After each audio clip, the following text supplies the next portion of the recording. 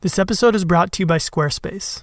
Whether you need a domain, a website, or an online store, make your next move with Squarespace. This is a simple wall organizer. This is a simpler wall organizer. All right, let's get cracking.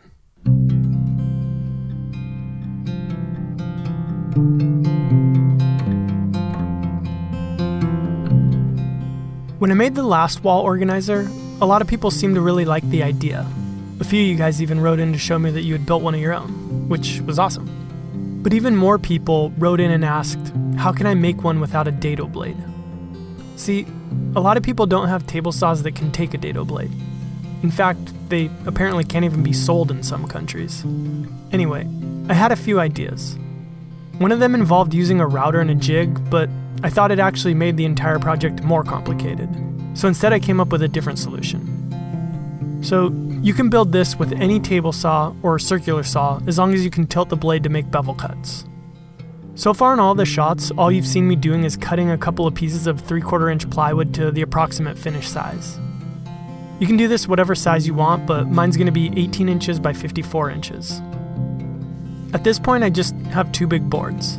I'm going to go ahead and set one of them aside for a minute and grab the other one and cut it into a bunch of strips that are about 6 inches wide. Next, I'm going to tilt my blade to 15 degrees. You could tilt it to whatever angle you want. Really, the only thing that matters is that you tilt it once, lock it down, and leave it. Now I'm going to start cutting 15-degree bevels on the tops and bottoms of each of the strips that I had just cut. When you do this, pay close attention that your boards are oriented the right way. What you want when you finish is for the piece to end up looking like a parallelogram, not a trapezoid. With all of my pieces cut out, I started laying them out in an order that seemed the most appealing to my eyes and then glued the whole thing together.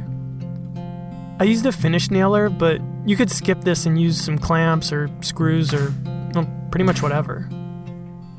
Using the nailer just makes the whole thing go a little bit more quickly. Anyway, what I do is glue and nail the first piece on. Then I take a couple of 3/4 inch blocks, which are offcuts from the plywood, and use them as spacers and work my way down the entire piece until I've attached all the strips.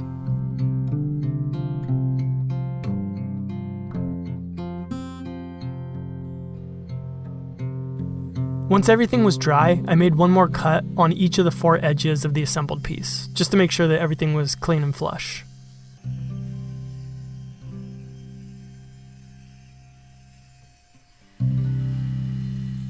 By the way, if this is your first time to my channel, welcome. If you like what you're seeing so far, go ahead and hit that subscribe button below. Thanks.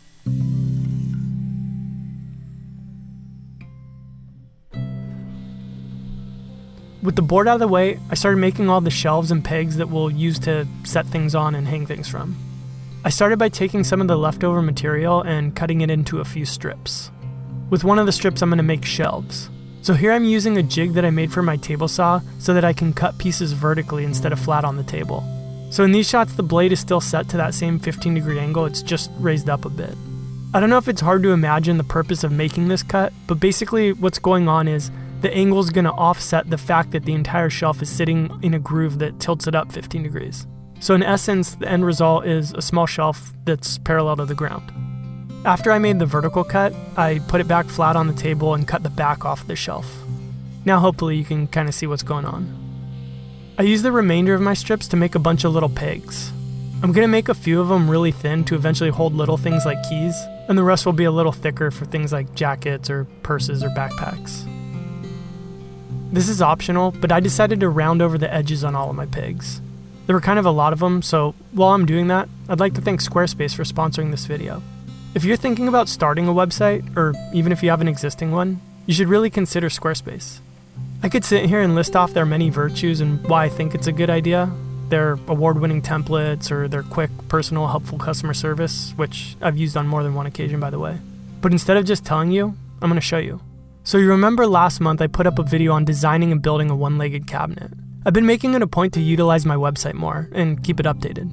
Well, Squarespace makes it super simple and convenient to do that. To add this project to my site, all I had to do was add a page and pick a template, add a link to my YouTube video and write some copy, go back to my homepage and add a project image, link it to the page that I had just created, and that was it.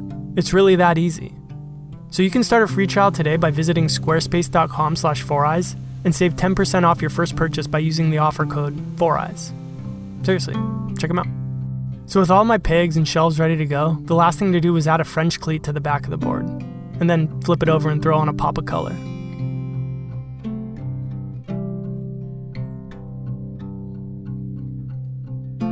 Honestly, once the board's being used in a real-world situation, you're probably not going to be able to see the color very much, if at all.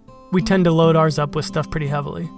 But on the last one I did, there were these crazy greenish-yellow strips in the dados, and I wanted to carry on the theme of having some color in it. I'm not going to sit here and tell you that this is a better version of the wall organizer. Obviously, that's totally subjective. Some people might like it better, some might not. Objectively, though, I do feel confident in saying that this is a simpler version. And simple is good. Simple is smart, and it's elegant. Simple is an end result. What I mean is, sometimes an idea can be good, but too complex. And you might work for days, weeks, or even years, all with the hopes of eventually distilling it down into something simple.